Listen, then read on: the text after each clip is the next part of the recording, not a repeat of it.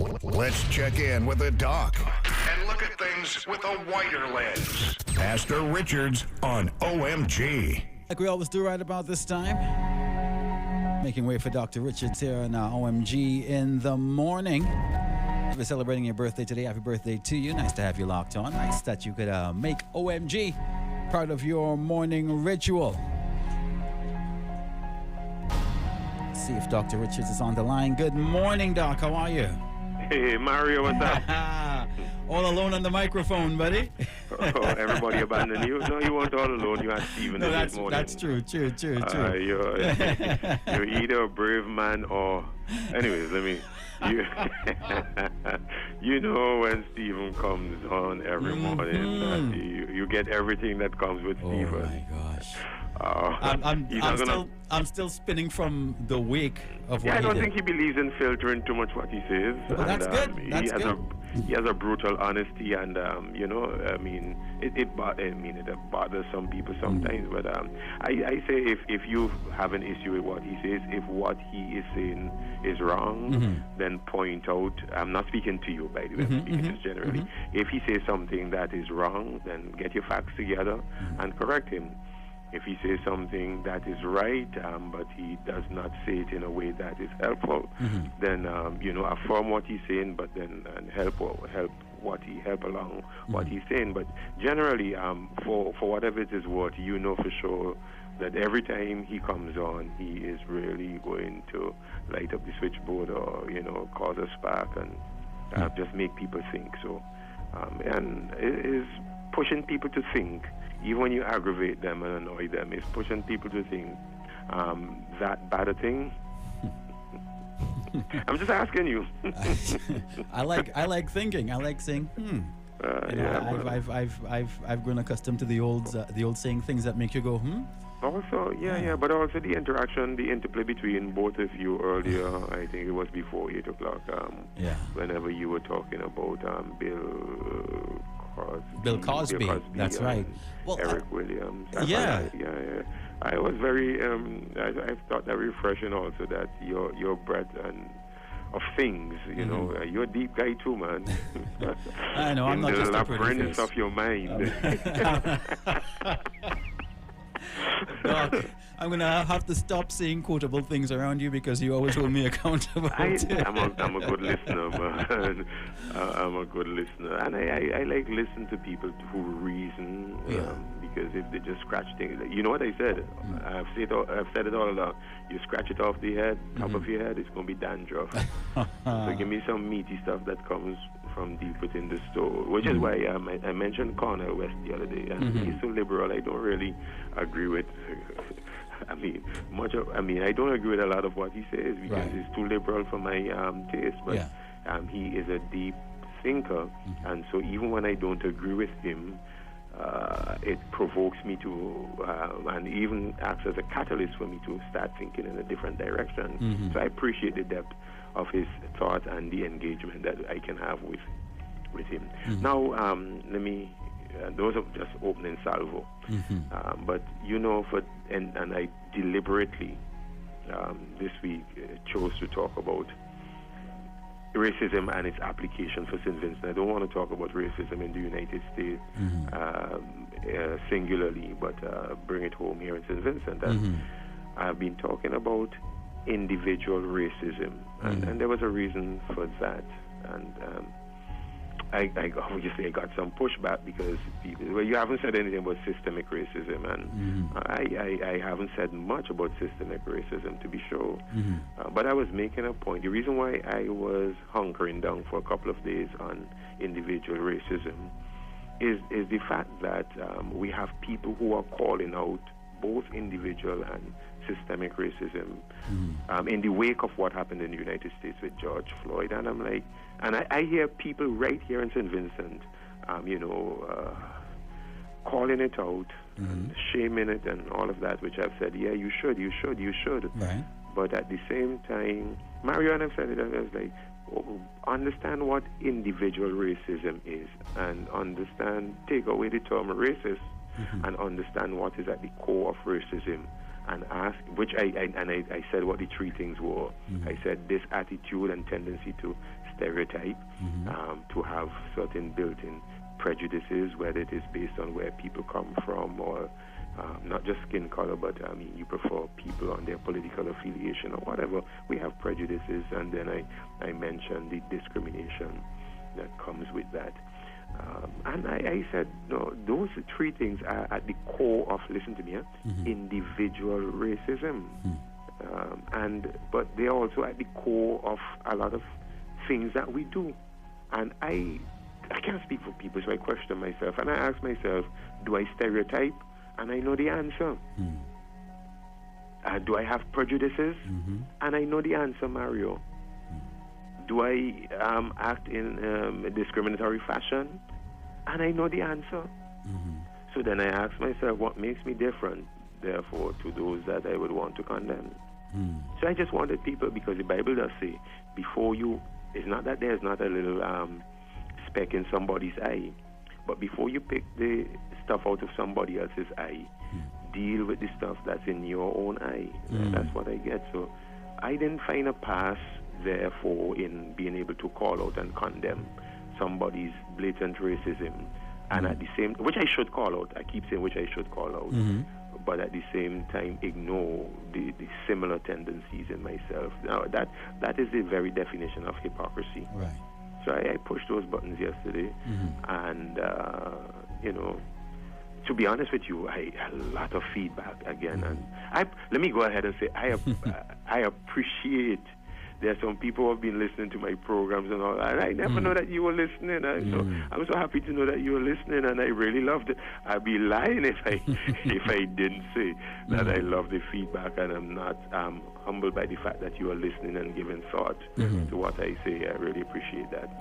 Now today, so let me, as I wrap up this week, because I've been pushing individual racism, and you know, the systemic racism I have not really at the core commented on, although I've made passing reference. By the way, I don't know that when we use the term racist and racism, that enough people stop to distinguish and make the nuance between individual racism and systemic racism. The systemic racism, as the name suggests, is the system itself, that what is embedded within a system in many ways, whether it is judiciary or housing policies or how jobs are allocated, education, justice system, you know, how criminal justice, how that is executed, the penal system. All of these things. Now, we are not talking people, we are talking embedded social institutions and social systems. And the tendency, therefore, of the construct of these social institutions to perpetrate inequalities or disparities based primarily on color, that is systemic racism, where even when individuals are not showing racist tendencies and the individuals within the system themselves might not be racist, the system is so constructed and the system so operates that the outcome will be inequalities and disparities, let us say in a black and white society, you know, where some are favored and some are not favored. So that's basically my grasp, on systemic racism. And that is actually what I am hoping to see dismantled, not just in the U.S., but again, let me leave the U.S. for a while and come home here. Yeah.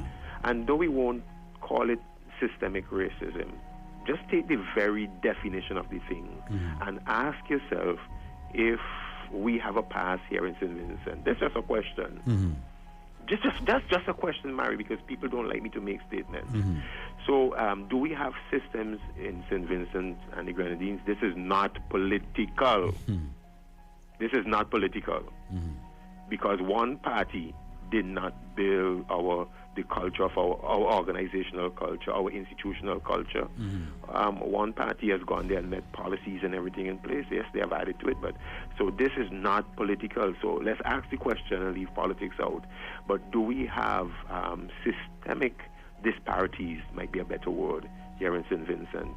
AKA, the parallel in the United States would be systemic racism, but because we don't have that race distinction, black and white here in St. Vincent, does not preclude the asking of the question, because we can discriminate on other counts, on other variables. Do we have these inequalities here in St. Vincent? In the same way in housing, there are some people for whom, and some classes, for example, for whom housing is easier to come by. Wealth, I have commented on that, by the way. Oh boy, on wealth and income. People confuse wealth and income all the time. Yeah. Your income is whether your wages, salary was coming in on a yearly, monthly basis. So your wealth is what you have stored up, whether it is in bonds or is in land or is in other assets and other equities that you have built up. That's wealth. So there are some really wealthy people in St. Vincent, by the way, Mario, really wealthy. But then you have 80-90% of the people who are not in that class, and people scrunting for a living, people living in, and I called certain places yesterday where people in St. Vincent live. So there's a system here that creates that. We have the haves and the have-not, and this is not something that is generated politically. For those of you who want to just pick low-hanging fruit and jump at political red herrings, that's a mistake. You do that. And you miss really what you should attack. I've talked. Let me zero in on three, because I'll be here all day if I don't narrow myself down. The three that really bothers me in terms of systemic inequalities. I won't call it racism. If it happened elsewhere where there was black and white, we will call it racism. But because it happens here in St. Vincent, we get away from the racist label. But their inequality is just the same. So it's no different as far as I am concerned. Right. When you have embedded in our education system, people argue with this all day, but I got quite a number of responses yesterday pointing to the fact that people feel like within the education system that there are systemic inequalities there. Talk about, and their conversation about whose children get to go to which schools. Right. And feel like people out there strongly feel like the playing field is not level. And the system that is in place supports this kind of inequality. Let me leave that there. The employment, even power. Let me talk about power first before I talk employment. That in terms of, and power is a rare driver in inequalities. So if you have power, you're well set. But the inequality and the distribution of power, and I would just ask some questions. Reward power, the power to reward, whether to reward with jobs or to reward with income or to reward with a piece of land or to reward, reward power. I mean, if you have reward power, you can utilize it. And reward power in the hand of a few is a rather dangerous thing, because then reward power gives you the ability to control. And you ask yourself if reward power in St. Vincent is equitably distributed. You don't have to, I don't have to tell you anything. You just ask yourself that and you answer it yourself. And if you don't like the answer, blame yourself. In information power, coercive power. Coercive power would be to basically have all the cards in your hand, and to you say, do this or else. I can punish you by doing this to you. I can punish you by doing that to you. This can be stripped from you. That can be stripped from you. So you coerce people into doing things that you want. Coercive power, I don't think that's equally distributed in St. Vincent. Noise connection power. Now, Stephen brought this up this morning. Connection power, because in his, and I'm trusting that he has his facts correct. When he said that the cement plant, the cement establishment, I should say, in Calico, he said is owned By someone that shares the same last name. Same last name. Right. So Yeah. he made that. He made that. Yeah, he made consideration. that. So that gives a sense of, apparently it gives the appearance. It gives the appearance that if you have the right connection, then that gives you certain power and again an advantage over others. And the question you ask is therefore, does everyone have the same connection power? Is somebody with the last name Gums, or somebody with the last name Delplesh, or somebody with the last name Mitchell, or somebody with the last name Smith? Do they have the same kind of connection power? So you see, these that systemic racism, well, not racism, excuse me, inequalities. But I have to be real about it, Mario, because I am conflicted. I'll be honest. Boy, I'm bearing myself on this program.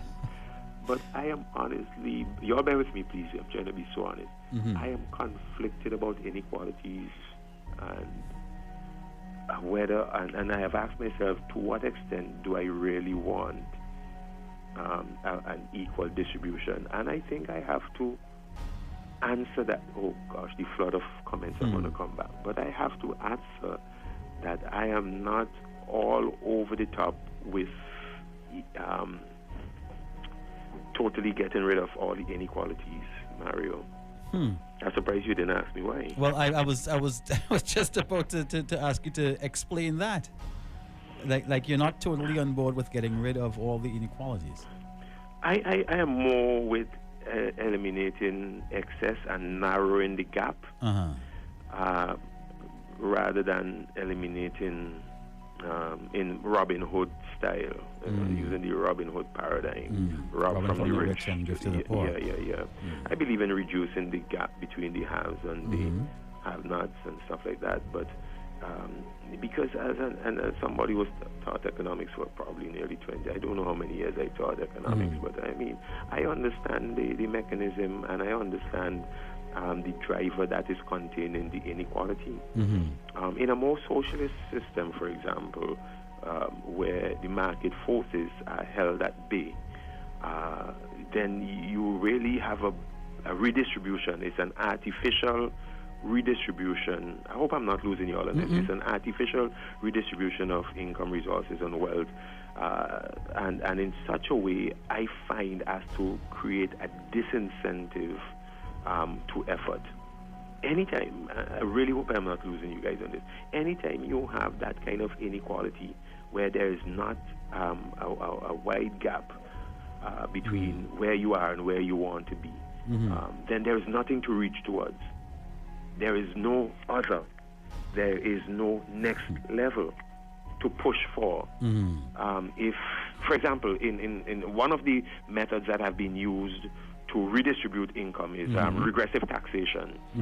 And regressive taxation works in this kind of way that the higher your income, the progressive taxation, the higher your income goes, progressive, the greater the percentage tax taken out of your income.